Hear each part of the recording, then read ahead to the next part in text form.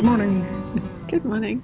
We are somewhere between Rotherham and Doncaster, just above the floodlock. And we came up yesterday, came through the floodlock, stopped here, fell asleep. Pretty much. But after 2 weeks of not moving over Christmas. Morning. We've forgotten how exhausting it is. We really have, yeah. But I mean, the nice thing is from this mooring, just above the first bridge, well, actually just below the first bridge that's just below the floodlock, we found a lovely field just over here and a little Indian takeaway over that way that called Delightful Curries, which is actually really delightful curries. And gave Michael a free tango. Yeah, it was bizarre. I walked in and I was like, we're not actually hungry enough for a full meal. So I'm like, let's get some chips. Chips sounds good. No problem. And then I see the takeaway menu. And they've got all these nice little snacks and everything. I'm like, ooh, papadum would be nice. Oh, they've got Peshwari naan.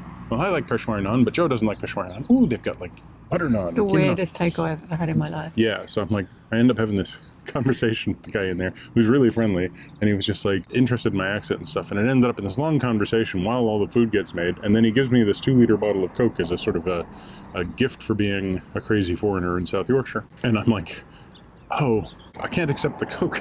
Although we haven't really spent too much time talking about this in the past. I gave up Red Bull so she could give up Coke.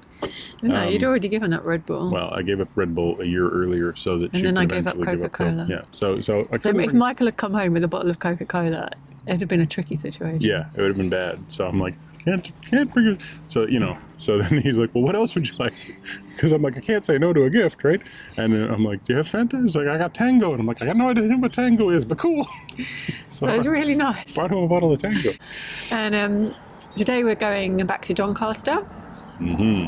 And we've been ready for quite a while. But when we arrived yesterday with the boat that's in front of us, or it's behind us, but it's in front of our boat, we were all like just happy to moor up after like however many locks we did, like 18 locks or whatever. And we just both went inside and we're like, yeah, we'll go to Doncaster tomorrow. And in our head, that meant we were leaving at 9. And in their head, it meant that they'll wake up around 9. They'd wake up at 9. I sadly woke them up by knocking on the boat. I'm really sorry about that. Because at the end of the day, the idea we had in mind of going early, we didn't and the communicate idea they had, we hadn't kind of communicated going early, and they hadn't communicated what time they wanted to go. They said they were going to have like a little planning session when they went indoors, and then we fell asleep and promptly had a nap. And by the time we woke up, didn't want to bother them because it was too late. So it was like... But anyway, we wanted to get to Doncaster to go to the Saturday market, but it doesn't look like that's going to happen now. So, remember, we might make it in time. Hopefully they'll be out soon and we can actually go. Yeah. Do you want to warm the engine up, although you've got a long straight to warm up? It's not that long, because you can see the red light right there where the lock is. Why is it on red? Well, red, yellow, amber, I don't know. That's colorblind-ish. You have to kind of go back that way, but you can see the light. I hope it's not red. It is red. I don't think it's red. It is. Is it red? Yeah. Well, that'd be a problem. All right, I'm going to walk to the lock while they wait to find out what the hell's going on. Fair enough. All right. Okay. Joe's going to walk to the lock. You sure that's red? Yeah. Listen, I hate being colorblind sometimes. Like, I'm not fully colorblind. Oh, well, let's just look online and see. Red is hard to tell. It hasn't been raining. No, there's been no rain. It doesn't make sense that it'd be red. Anyway, keep watching to find out what happens. Yes. We don't know. Exciting times. I'll look on here once I can stop the phone, which is going to happen right now. Here we go. Stopping the phone.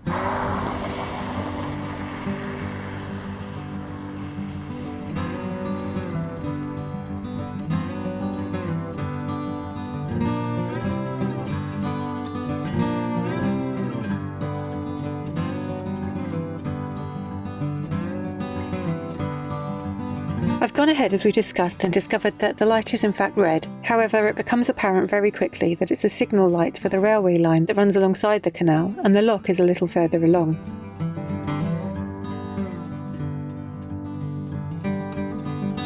Above Waddington Lock is the Swinton Junction, where the old Dearne and Dove Canal met the Navigation. The canal continued 10 miles to Barnsley through 19 locks. Like so many canals, it was closed in the 1960s. The boats end up beating me to the lock as I'm forced to take a detour around some buildings and private land.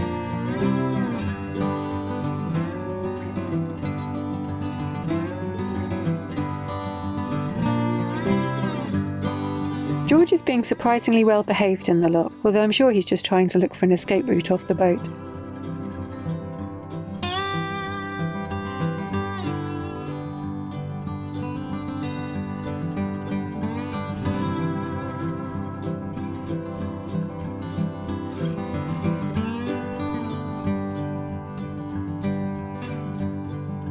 And this is the reason George rode down the lock in the boat.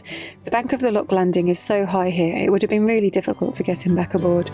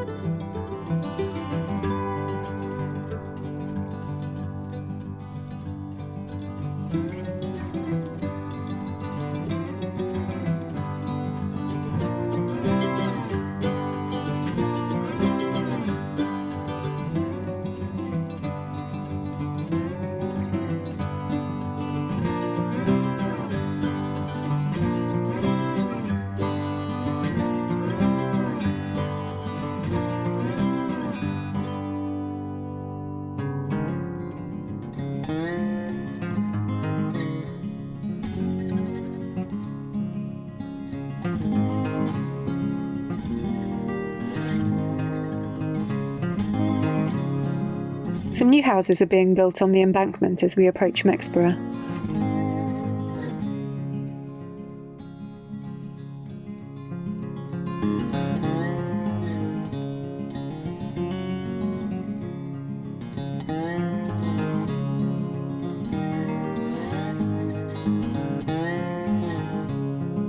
I wonder if there are any plans for this old brick warehouse.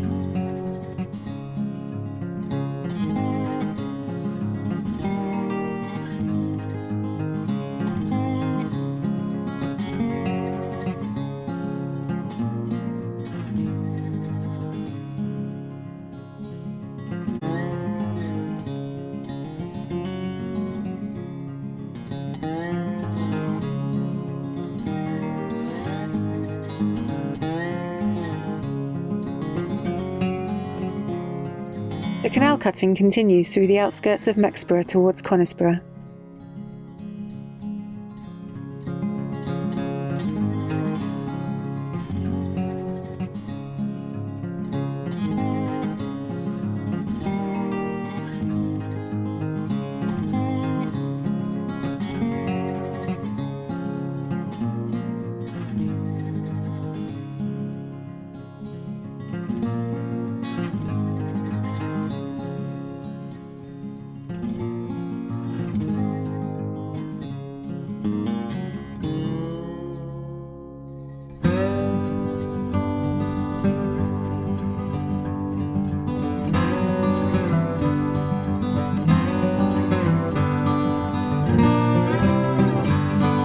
This time it's my turn at the lock.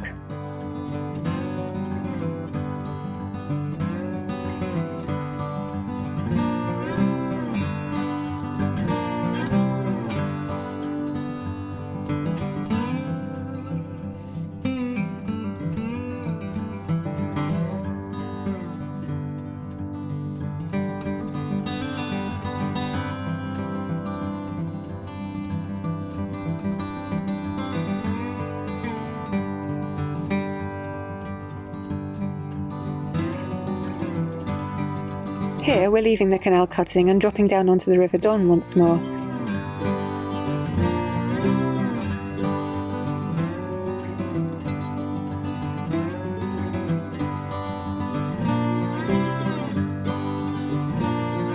and we get another glimpse of Conisbrough Castle.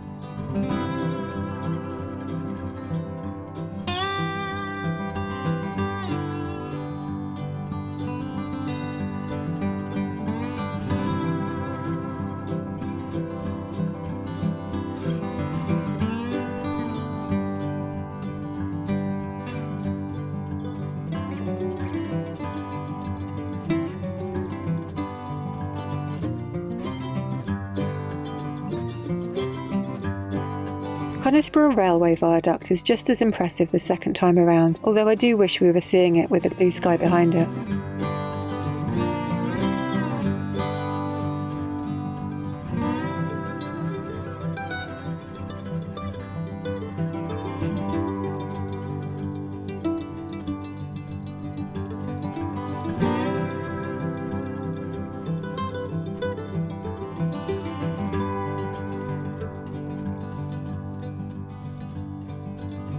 It's 4 miles on the river to the next lock, and it's a cold January day, so George and I ride inside for a while Michael is stoic on the stern.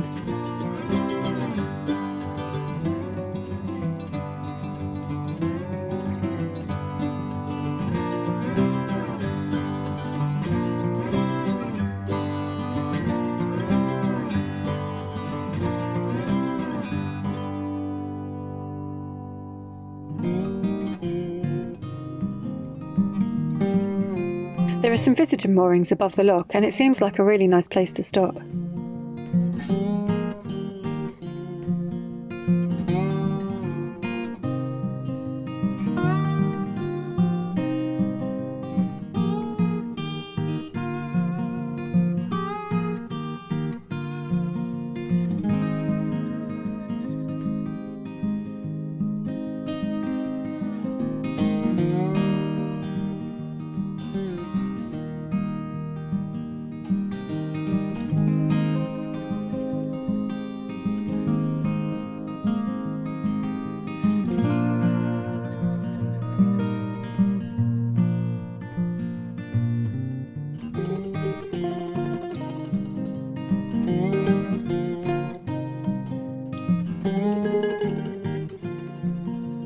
And now we have another 3 miles on the river before we reach Doncaster.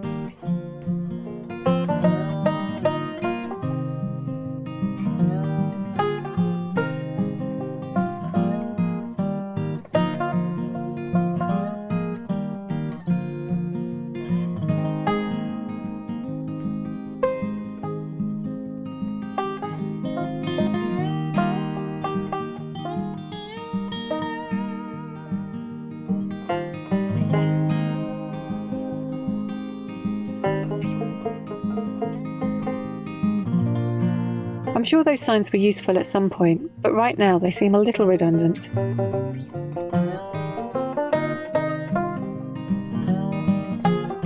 The fields turn into warehouses and yards, so we must be approaching the town.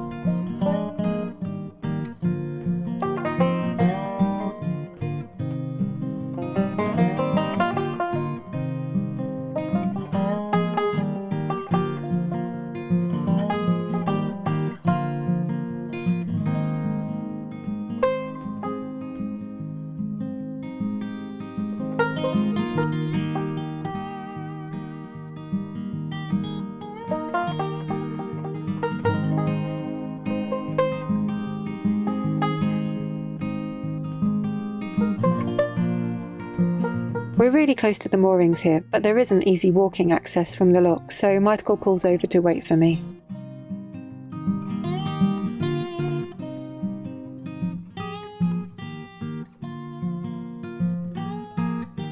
When we arrive at the visitor moorings, there's only one spot, so we'll have to double moor. Karen and Richard offer us the pontoon side, as it will be much easier for us to get George on and off the boat there, so we do a little boat shuffle.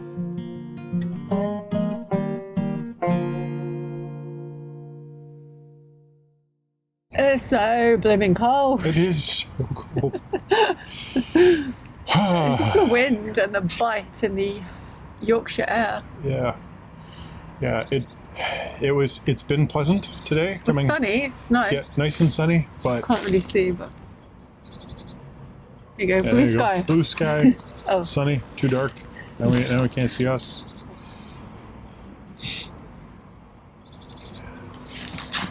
There we go. Yeah, so coming down today, it's been blue sky and sunny, but no warmth. No warmth at all. Just so cold. But it's been really nice. I spent most of it inside with George. I spent most of it on the back freezing, listening to a documentary about World War II. But I do like the river sections, even though it means that we can't walk because we're going faster and there's not always towpath. It's just feels less claustrophobic. You think? Remind me of that when we get onto the tidal trend. I long for the canals. I will miss the canal. It's been a long time since we've been on a sleepy canal, like the Huddersfield. That's true. I wasn't sleepy. Wasn't that sleepy? I spent the whole time awake. I don't remember any sleeping. But we're back in Doncaster. There's a few visitor moorings here, but they're very full. So yes, quite shockingly full, really, for this time of year. And there's private moorings as well, which you can pay £10 a night for, but bugger that. So the boat we are travelling is breasted up against us, so it's all fine. At least we're managing to stop and not carry on, because Michael wants to go and get a haircut, and I want to sleep. And I want to get some callaloo if possible. Yeah, we're much later than we thought, so you should go now. Yeah, there's a little market, Saturday market. It's actually quite a nice market. It's mainly a fish and meat market, which does not have a lot to appeal to me. Oh, I might come. Do you want to now? Yeah, but I won't stay. I'll come back with George. Okay, sounds good. Yeah, alright. So thanks for watching. If you like the video, give it a thumbs up, subscribe to the channel if you haven't already, comment down below, and once you've subscribed, if you'd like to receive notifications, hit the bell. Wait, don't make me look bad. We did it in the wrong order. Yeah, well, yeah, but one go. It's just the sort of food. It's like inspiration, not inspiration, motivation. Oh boy.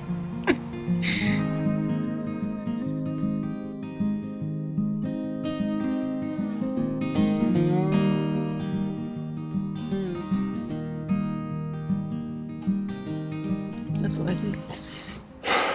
Right, well, that's all getting edited out. Morning. Hi. Well, wait for the cars. We're by a road. We are definitely by a road. Do we know where we are? We're between Rotterdam. We're between Rotterdam and China. and China. We're not actually. No, we are. Just The other way. It's all a matter of drawing the right line on the map. Anyway. We're between Rotherham and Doncaster. Yes. So we're starting again because the cars went past. 2.5 foot long thing droops out and starts squirting all over the place. And it's that big around. Like, or when you see a whale's penis and that thing's like flinging all over the place and like it's ambidextrous. Christ, that's impressive. Right? Conisborough Wellry. It's like dangerous, man. Danger. Danger. Danger, Bill Robinson.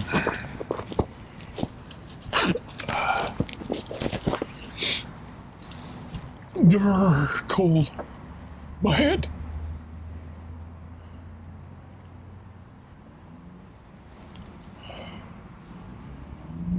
Is it going?